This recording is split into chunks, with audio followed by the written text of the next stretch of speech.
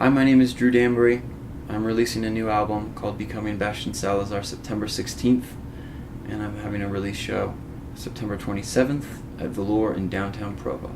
You should come. And I looked up from the floorboards. In about 2004, I started touring somewhat full-time, and I was doing music full-time and trying to make a living off music full-time. And I toured in Europe, all throughout the United States. I've been to every single state except for Hawaii. I've even been to Alaska. I've been to Canada. I've played Pop Montreal. I've played lots of festivals, and I just have done all of it like DIY, like booked it myself, organized it myself, funded it myself, and somehow I haven't died because I played like 750 plus shows in the span of 4 or 5 years.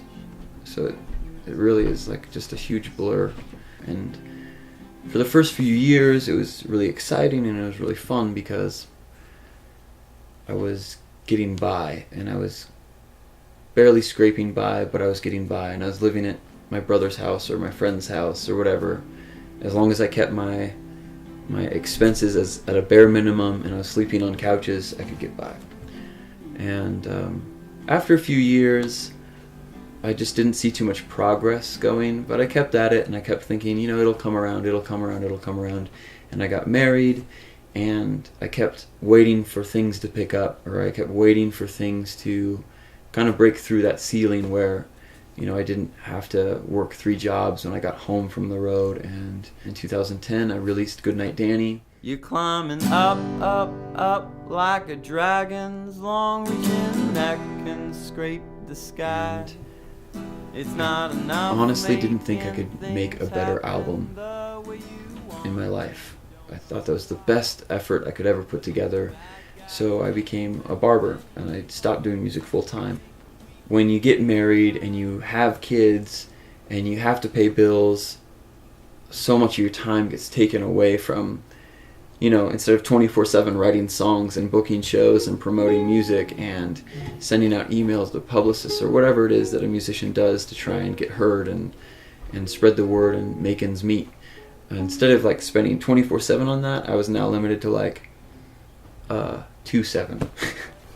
Originally, the Drew Danburry moniker was me. It was like everything.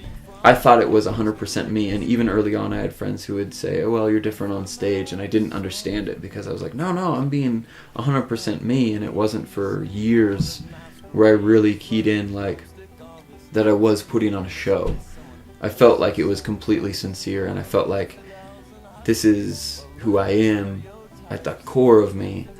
But for other people who were around me 24/7 or were like friends with me for a long time could tell this is a show. This is like something that isn't like always, you're not always like this, basically. And I guess I've always felt like frustrated and kind of pigeonholed that I can't just be a human being, that there is like this expectancy or pressure to be nice or happy. With Goodnight Gary, even my wife won't listen to it because it's just so dark, and she knows what it's about, and it's really upsetting for her. And there's even one song where I showed it to my brother, and he was so upset with the lyrics that I had to change them around. And I guess at that point I realized, as Drew Danburry, I can't access this darkness. I can't really like let that out. I have to like keep my chin up, and I have to put on a happy face. And it's hard to be on the road. You can't always be happy. As a human being, you cannot always be happy. And there's just like this heaviness, this weight, this darkness, and it's so hard to fight. And there's days where you don't win that battle. Once I recognized that the shows and the persona of Drew Danburry was a persona, was like a thing, and was definable, I kind of stuck to that. I stuck to that idea, and I stuck to that formula, and I left it at that. In 2010, I did a punk rock project with some friends. Your parlor tricks aren't welcome!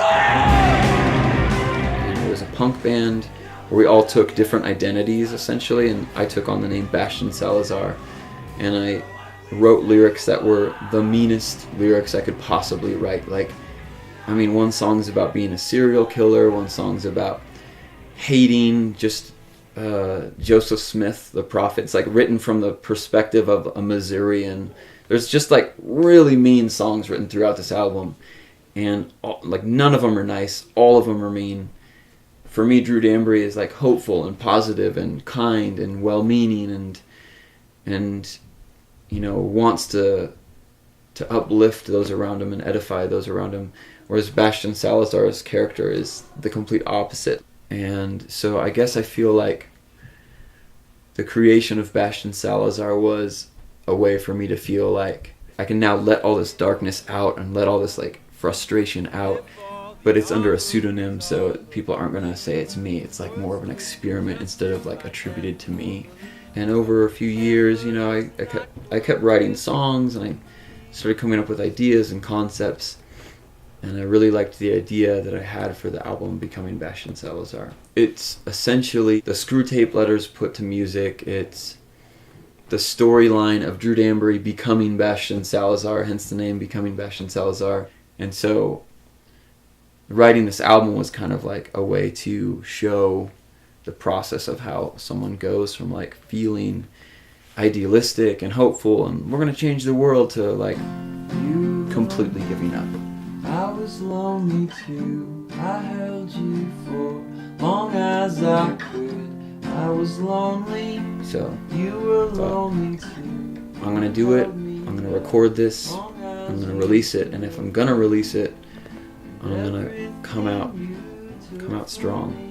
Come out swinging. And I just felt like this will be a good way to promote the album, a day trotter, some local shows, and maybe I'll just play a couple shows to get out there and back. And so that's kind of what we're doing. So we're doing September 27th at Velour in Provo. We're doing September 28th. I'm doing Kilby Court in Salt Lake. September 29th, we're going to Lincoln, Nebraska and playing Duffy's. September 30th, we're doing a day trotter session and then going back to Des Moines to play Vaudeville Muse. And then October 1st, we're playing Denver, Colorado, and then home. So it's a really short run, and it's been so stressful, even just organizing that. And I hope that it goes well. That's all I can really do at this point, is just hope.